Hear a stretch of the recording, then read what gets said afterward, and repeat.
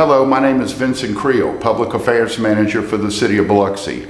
I am here to deliver today's Be Prepared report. This is being recorded on Sunday, May 3, 2020 at 2 in the afternoon. The Mississippi Department of Health this afternoon says that there have been 109 new cases of the coronavirus reported in the past 24 hours throughout the state. There also have been 12 deaths attributed to the coronavirus statewide in the past 24 hours. This chart shows the statewide totals over the past 14 days. In Harrison County, no new cases were reported in the past 24 hours. This chart shows the downward trajectory that we've seen for more than 14 days now. In Jackson County, no new cases were reported, and one new case was reported in Hancock County. Each day we show you these charts, and they are predicated on the 14-day timeline established in the White House guidelines. The Opening Up America Again plan calls for a 14-day downward trajectory in numbers. That's why these 14-day charts are so relevant. We also thought today that we'd give you a 30-day perspective. Here's the state's 30-day trajectory through this past Friday, May 1st. The blue bars are the daily new cases, and the red line is the trajectory based on the average number of cases each day. And here's the Harrison County 30-day trajectory through this past Friday. Again, the blue bars are the daily new cases, and the red line is the trajectory. It's based on the average number of cases reported each day. The curfew is now lifted in Biloxi. This week, the mayor is expected to announce that public parks in Biloxi are expected to return to their normal hours. But please remember, Dr. Thomas Dobbs, the state's top health officer, says that you should wear a mask when you go out in public. The Opening Up Biloxi Again plan says workers should wear masks. Wearing a mask in public is the safe, easy thing to do for you, for your family, and for those you encounter. Under the governor's Safer at Home order, parks are primarily open for walking tracks and individual recreation. Basketball is a close contact activity, so basketball courts are not supposed to be open in public parks. There also has been an issue with social distancing on disc golf in public parks, so that had been and continues to be suspended as well. Mayor Gillich has said non-emergency municipal offices in Biloxi would remain closed to walk-in traffic. You can do business with the city, but try to do it by phone, by email, or through the city's website, biloxi.ms.us. The governor has said he expected to announce on Monday the easing of some of the restrictions that are now in his Safer at Home order. We again ask the business community and the public to please review and adhere to the Opening Up Biloxi Again guidelines. These guidelines do not open any new businesses or any businesses that are not already open. However, it does tell you how you can operate safely. These are guidelines for customers and employees for when the governor says you can open. The public needs to know that businesses in Biloxi are all taking prudent and responsible precautions as have been outlined. Please make good decisions. You can see the guidelines for Opening Up Biloxi Again online now on the city website, and everybody in Biloxi will see it in their mailbox midweek. For the record, let's remember this. The governor currently has an executive order in place. It's called Safer at Home. It allows the opening of some retail at 50% capacity. Restaurants can only offer takeout or delivery. Dining rooms, even outdoor dining, is not allowed under the governor's executive order. When he gives the okay, we're suggesting outdoor dining is encouraged, but we don't have that word yet. That's today's report. We'll see you here again tomorrow. On behalf of Mayor Gillich and the members of the Biloxi City Council, we say God bless you and God bless Biloxi. We leave you today with another chestnut from our past. We've shown you America's Riviera, which is a travelogue from the 1960s. It's pre-Camille Biloxi. Today, we present a travelogue from the 1950s. It was done by Mr. Biloxi, longtime Biloxi Chamber of Commerce manager Tony Ragazine. It's a grainy and fascinating black and white look at a colorful city, Biloxi in the 1950s. We will see you here again tomorrow.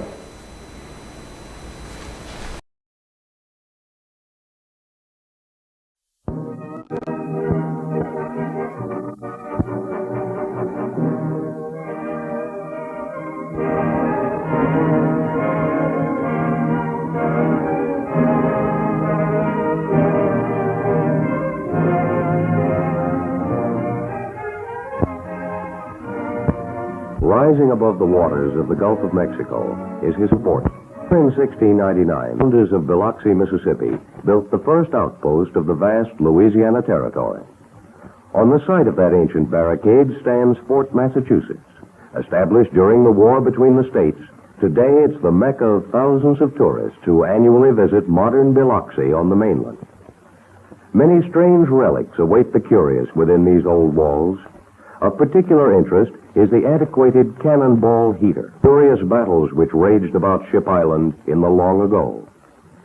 Cannons no longer boom over Fort Massachusetts ramparts, for but one remains as a showpiece silently keeping its lonely vigil beneath a peaceful sky, watched during the night by a friendly light, now guiding mariners where once pirate campfires flickered and died. This is Biloxi, an American Riviera, fabulous landmark on the equally fabulous skylines of America. Legend and lore mingle with the world of today in this amazing peninsula city. The shores where Indians, buccaneers, and explorers once trod are lined with picturesque docks and ships, where skippers for generations have sailed the seas in search of marine life. Although noted as a year-round pleasure resort, boasting America's largest Air Force's technical station and many historical points of interest, it's also famous as the nation's fish basket and as the world's largest shrimp and oyster canning center, with a fleet of almost 1,000 craft led by the power shrimp trawlers. And when they dock with a catch, the city is aroused from slumber by wildly blowing whistles, signal for all hands to appear at their appointed tasks. Speed is the essence of this billion-dollar industry. From the moment the hatches are opened and the catch conveyed from its protective sheath of ice to the packing plants, the work of processing begins. And some 5,000 men and women employed in this vital enterprise fall to with a will. Skilled hands preside over the conveyor belts as the shrimp are culled and graded in some 30-odd establishments which pack and ship them. Only the finest are acceptable for the markets of the world. Every step of the processing, from boat hatch to culling to heading, is watched by the sharp eyes of trained federal biologists who guard the public welfare from the moment the catch is made until it's packed and weighed and labeled in individual containers. Around the calendar, dry dock facilities provide for the care and maintenance of Biloxi's fishing, shrimping, and oyster fleet. No barnacle is overlooked, no caulking weakness ignored by seafaring men. Rigging, hawsers, windlass, and stanchion are under constant scrutiny before and after every catch. There must be no hitches in working gear, no weakness in a single strand of net, no ship left unprepared for another voyage. Over all rests the constant surveillance of men who police the surrounding water, to pounce upon possible violators of regulations. Such instances, however, are rare indeed. But Biloxi, America's third oldest city, is not all waterfront activity. Over modern highways, cars from all parts of the country carry eager tourists. The city's sidewalks are flanked by smart shops and prosperous business establishments, reflecting both the old and the new, much as they mingle in perfect harmony along the streets of Biloxi's residential section, where magnificent trees stand guard over sleeping centuries. This giant oak, an estimated 300 to 500 years old, is 22 feet around at 4 feet above the ground. Its longest branch extending 75 feet toward this gracious old home, a fine example of antebellum architecture set like a jewel in its spacious grounds. One's imagination takes flight as the eye travels about and comes to rest on its attendant slave house nearby. Many Biloxi homes were hand-built of handmade bricks, while others feature splendid ornamentation of intricate iron grill work, withstanding the ravages of time with lasting charm. This home, erected in 18 by wooden pegs. Now the Chamber of Commerce, this home sheltered the keepers of the century-old lighthouse, tended by mother and daughter for 62 years. But most famous of Biloxi's landmarks is Beauvoir, final home of Jefferson Davis, first and only president of the Confederate States of America. Shaded by stately moss-whiskered oaks, Beauvoir and its gardens are now a national shrine where thousands pay silent tribute to the memory of a great American. In this home, Jefferson Davis lived his declining years writing his monumental work, The Rise and Fall of the Confederate Government. His portrait looks quietly upon visitors who admire the original furnishings, such as the exquisite Napoleon mirror and rosewood console table, and replicas of the originals in the Winnie Davis Memorial Room, once occupied by his daughter. In Biloxi's original Church of the Redeemer, Jefferson Davis worshiped and served as vestryman. At its altar, the great and misunderstood genius of the American Confederacy found peace for his wounded heart in prayer. And it's fitting that the original pew occupied by Jefferson Davis and his family, suitably inscribed and perpetually draped with the Confederate flag, should occupy a place of honor in today's Church of the Redeemer. Outside the church and before the rectory stands the famous ring in the oak tree. According to legend, the elements conspired with young love to twine these branches into a ring, thus blessing the marriage of a son and daughter of rival Indian tribes.